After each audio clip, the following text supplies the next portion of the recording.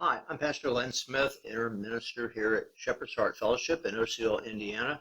Today we're continuing our series called Brethren Brush with Greatness, and we're going to talk about a man that is not maybe very well known, but he had a brush with the great American writer Mark Twain.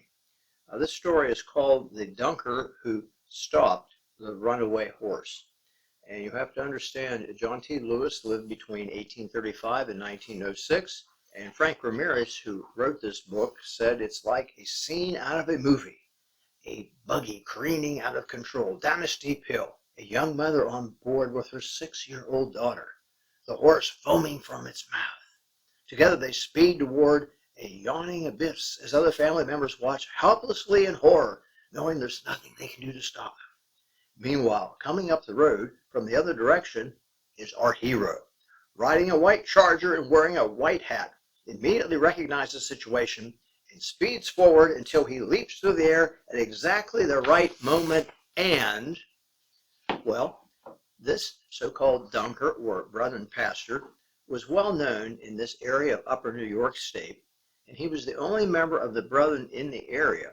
So this was anything but typical for the time. John Lewis, an African-American, was born in Carroll County, Maryland, January 10, 1835. He was baptized in the Pipe Creek congregation in 1853 at age 18. Later, he traveled on, making various stops in Pennsylvania until in 1864 he reached Elmira, New York. There he worked at various odd jobs, but eventually he settled as a tenant farmer for Samuel L. Clemens, also known as Mark Twain's in-laws, the Langdon family near Quarry Hill. Lewis was a hard worker, but he found it difficult to earn a living as a farmer.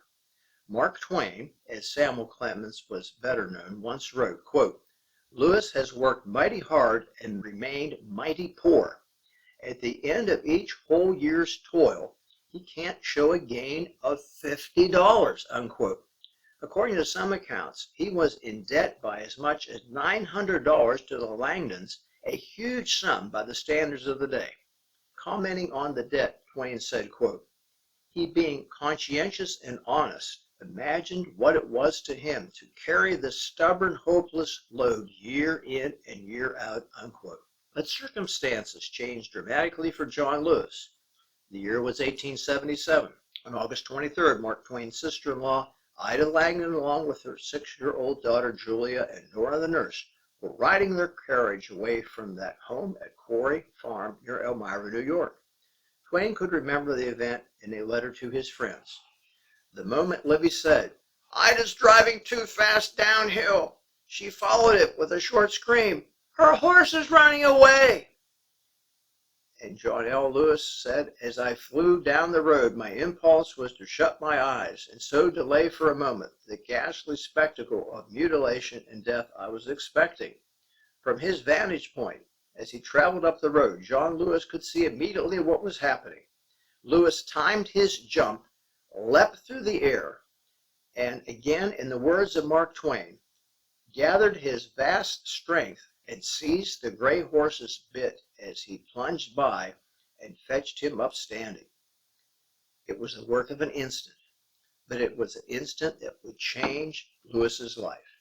The Elmira newspaper Daily Advertiser ran the story the following 2 days, telling of the serious injury and death from runaway horse accidents. Had Lewis failed to stop the horse, they all would likely have been killed. Well, Lewis was immediately hailed as a local hero. The next day, family members surprised him with a party in his honor. Mark Twain presented Lewis with a set of autograph books and $50. Another friend of the family gave him $25. The Cranes gave him the incredible sum of $400, and Ida Langdon presented him with a gold watch inscribed John T. Lewis, who saved 3 lives at the deadly peril of his own, August 23, 1877. This in grateful remembrance from Mrs. Charles J. Langdon.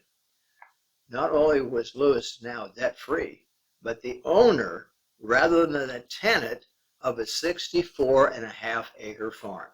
As a frequent resident in Elmira, Mark Twain and Lewis became great friends. Twain admired Lewis's faith and integrity, but it was from the famous rescue that made a lifelong impression on that great writer. Herman Thomason, former editor of the Brother Messenger magazine, who studied the life of John T. Lewis, insists there's every reason to think that the character of the runaway slave Jim in Twain's novel The Adventures of Huckleberry Finn is based at least in part on Lewis.